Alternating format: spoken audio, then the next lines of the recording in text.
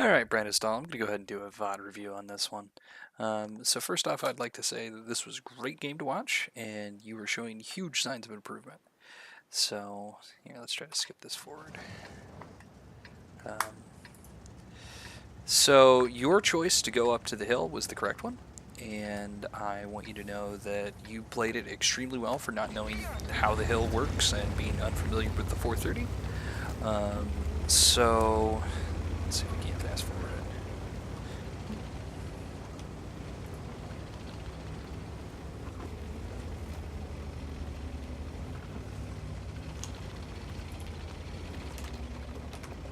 Okay, there we go. Alright, so I think your team deployed fairly well. I mean, it's pretty standard. I mean, it's Prokhorovka. It's really hard to deal with. But I would like to point out this right here. Okay, so you go and you start playing in this little divot here. If you would play in that divot right here, you would yield so much better results because you were hull down the entire time until you go past that little road right here. So you're looking for shots, and you don't really want to push up to that hill because they have faster tanks, and I get that. And we'll just kind of play this out a little.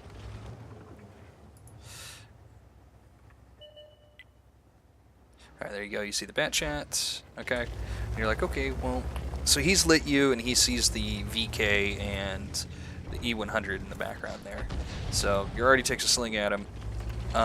You could be more to your left, as I had said, and you can be a little aggressive. You could roll up to the top of that bush line and try to prevent him from brushing that. You might have gotten a free shot. But right about here is where you start taking shots from the center. And I want to stress the importance of how the center works. So where that 53 TP is, right there. So when you look at it, these tanks right here influence this. Because of this hill and how it rises up and these two sides meet, this ISM and 705 do not have shots on this 53 TP. Okay, they have to drive all the way up to here to even shoot at them, and these guys might even be under their gun depression since the Russian tanks, they only have about 5 degrees. Okay, so these people influence this, these guys influence this, and it's kind of this little X, this kind of cross that happens. So being hauled down over there will still allow you to get shots on that 50 TP, but you won't take as many shots as you received, right? I mean, you won't actually take as much damage, and you would have had a higher health pool to be able to help out later on. So you get unlucky, you bounce it. Okay, that happens. A gun dispersion and accuracy of the Russians are not known because, I mean, you are 1, 2, 3, 4 tiles out. So if he was in here, you'd have really good accuracy, but he's all the way out here. So take your time, try to lead your shots. But since you took a shot, and since this bat chat is about to roll up on you again, you being this far forward on the hill, there is... Let's see if I can zoom out here. There is no cover. You have nothing stopping these guys in the center from hitting you. So, once again, I can't stress the importance of that little divot. Like right where that VK 100 is going is right where you need to be playing. You aren't going to lose that much draw box. So, I mean, like this circle right here will probably be right here. I mean, you'll still be able to see these guys. So, you'll still be able to get your shots off. Let's go back. Nice snapshot into him. That was fantastic. And then you take one from the 53 TP, and then you take another one from the 277. But notice how they never got lit. So that's because these guys can't affect them without getting shot up by these TDs, right? So that's where this kind of Prokhorovka has a unique situation where these 2 lanes of crossfire. Okay. So that 50, that Patriot essentially has you pretty locked down, like has you spotted the entire time. And you take another one from the 257. So I mean, I know it seems kind of frustrating, but yeah, like I said, off to your left, next to that 100, that VK 100 is right where you need to be. So we'll speed it up a little because this is just straight pokey. And you start getting some good shots. Like right here, it feels like you don't know where to go, and that's fine. It took me a while to figure out that spot where he's at. So like if you look right over here, how he's playing in that little divot, that's exactly where you need to go. So you roll up here, awesome. You start taking the spot that I've been talking about, right? And you get snug as a bug in a rug, and then you roll up and you do the correct thing. You notice that these guys aren't here. Like, you haven't seen the bat chat for a moment, right? And you are you killed their your team killed the Patriot, the E5, right? And you're gonna roll up and you're gonna spot their Pershing, and you were aiming at the correct spot, right?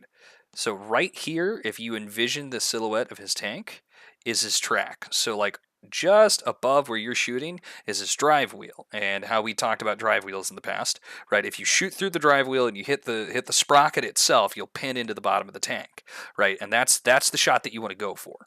Okay, and you go for it, but the problem is it doesn't connect, right? You get the track damage, shell veered off, and hit the actual track itself. Unfortunate, RNG. And then you roll up.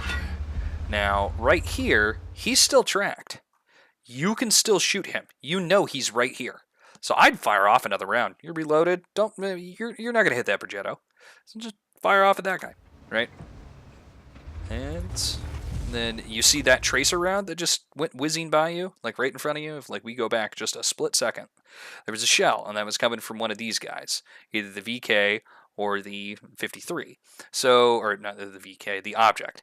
All right, so if you roll back to this spot and just get unlit, you'll stay safe. And that's kind of how you have to play this hill, right? So you roll back, there you go. You got your shots for days. Bam, and you get the 53. That was an excellent shot. And then you roll back, and you're doing exactly what you need to do, right? You're keeping this cover in between you and them, okay? So I noticed that in the chat here in a moment, there it is. The T30 says to push. You can push, or you can sit here and poke these guys out, because that object needs to get down on HP. Like, these guys are held off by this object and this tiger out in the field, and you know there's a T54, right? Your guys are pushing into their TDs.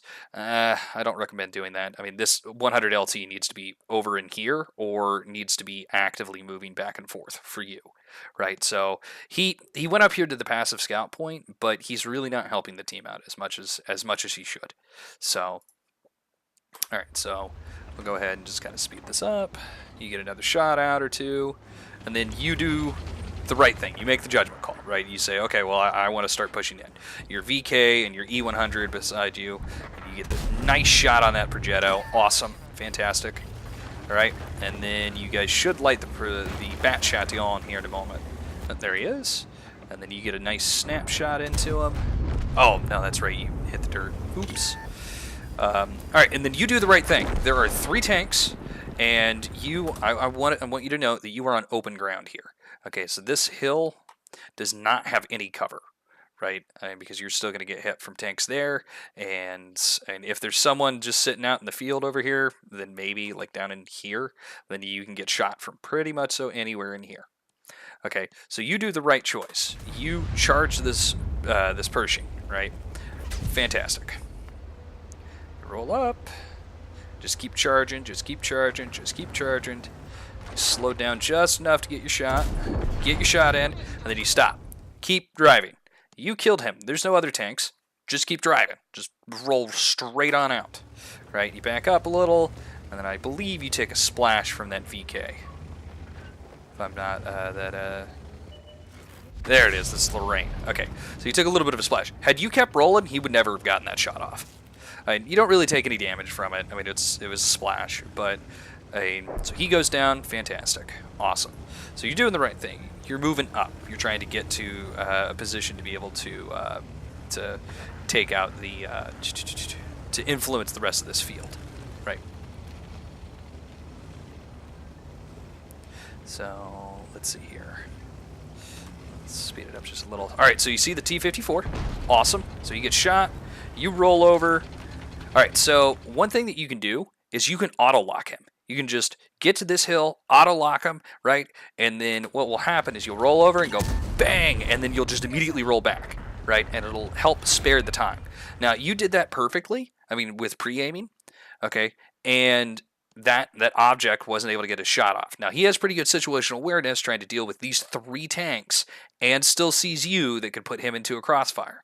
Now, it's a bit scary because you get a Jig-Tig, an Object 277, an LT, and a 263, right? So these guys are all going to influence this area, right? They're going to try to take these guys out, and they take out the JP over there. You slide on your side there. And let's see here.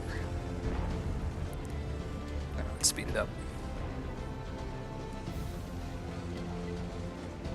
All right, so right here you don't really know what to do, and that's fine, okay? But you have 3 tanks right here. This object could potentially shoot you, but you have a lot of low ground to try to traverse, and you have this hill, these hills, and these ridges.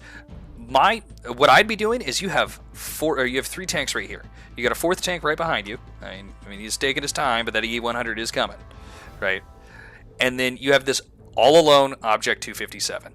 Charge him, right? And you eventually do, but this is where I'm going to kind of critique your play.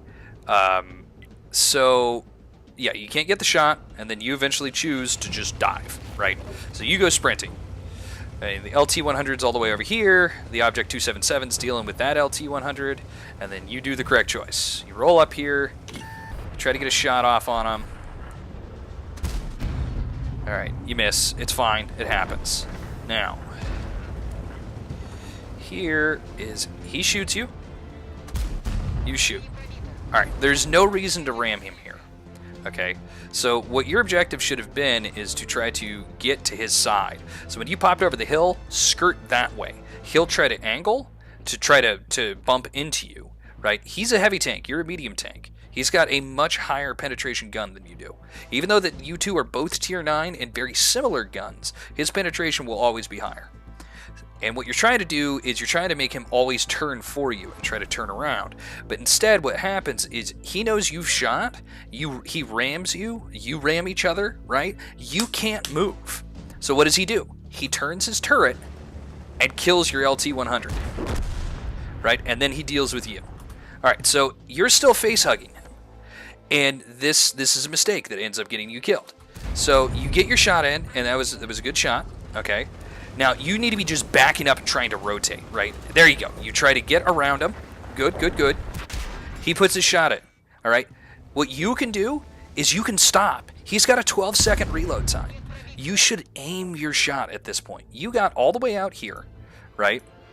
And what you could have done is you could have shot his Glacius Blade. That 324, your average damage, if it pops up here, should be around 300. Right? So that shot would have killed him. So what happens is you retreat, okay?